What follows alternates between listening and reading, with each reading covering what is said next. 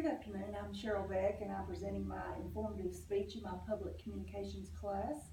I want to thank my audience for their time this afternoon.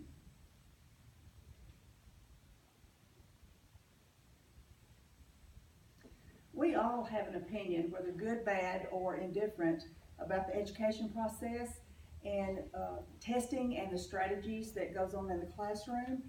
The term RTI is a relatively new and a lot of misinformation has been presented about that. Today I'm going to give you a picture of the way RTI is designed to work and clear up many of the misconceptions you may have about it. And the more that the public is involved in the education process, the better the future of the workplace and just the public in general is going to be. I have worked in both the special education classroom and as an RTI interventionist at Medina Middle School, so I've seen how early intervention in the education of at-risk children can help. According to the Florida Center of Research in Reading Research, RTI, or Response to Intervention, is a three-tiered approach to the early identification and support of students with learning needs. It's not a roadway designed to put children into special needs classes from the beginning. In an RTI setting, research-based criteria, such as what has been determined by Florida Center for Reading Research, are applied through academic interventions to place students into the correct tier of learning. Struggling learners are placed into a tier with interventions at increased levels of intensity to accelerate their speed of learning. These services may be provided by a variety of personnel, including the general education teacher, a special ed teacher, or a instructionalist. Progress is closely monitored to assess both the learning rate and the level of performance by each student.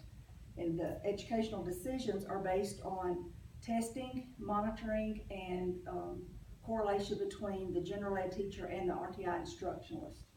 And all students are placed in the Tier 1 assessment group.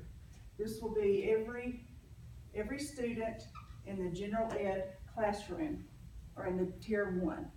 And about 80 to 90% of these students can perform at the general classroom pace. They don't require any other special attention. Tier 2 students, which are about between 15 and 20% of the students, require a little more intervention. And then about 1 to 5% require pretty intensive instruction. And this is always done, the Tier 3 is always done outside of the general classroom. It is provided in addition to the Tier 1 learning that goes on in the classroom. Now that we have identified what RTI is, we're going to look at the assessment process and why it's necessary to place the students in the appropriate tiers. So my second main point is the RTI process begins with a universal screening of all students in the general ed population. This gives each teacher a picture of the deficit of each of the students. Universal screeners and progress monitoring provides information about a student's learning rate and their level of achievement, both individually and in comparison with their peer group. The Florida Department of Education has done extensive research and has developed universal screeners and progress monitoring programs that are widely used in the United States. Universal screeners are timed fluency readings and comprehension tests that are given to uncover possible weaknesses and to incorporate the type of learning that each student can, the rate at which they can learn. And this data is then used to determine which students need the closer monitoring or the upper level intervention. And universal screening data helps pinpoint high priority areas of concern, and the screening provides data that can help answer the fundamental questions such as what instructional strategies should be kept in the classroom and what needs to be dropped or even updated, which students are in danger of falling through the cracks if we do not intervene quickly. And these screeners accurately depict the weaknesses of each student individually and point to the type of structure that they need, what the type of support they're going to be needing. And the universal screeners, the tests that each student takes in the general classroom, usually are given by the general classroom teacher. This keeps the students calm because they're familiar with their tester and they perform at a more accurate level. Then the classroom teacher then will come and collaborate with the RTI teacher, and then they will decide collectively how to proceed with the instruction for each child.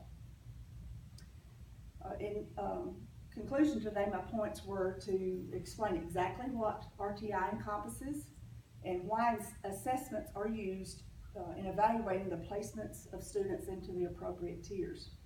And I hope I was able to give you a concise picture of why RTI is designed to work and to clear up any misconceptions you may have about the program.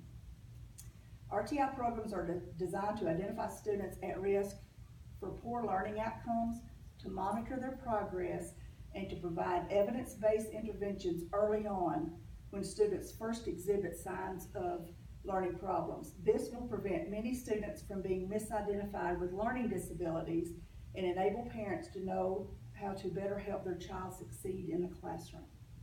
Thank you once again for your time.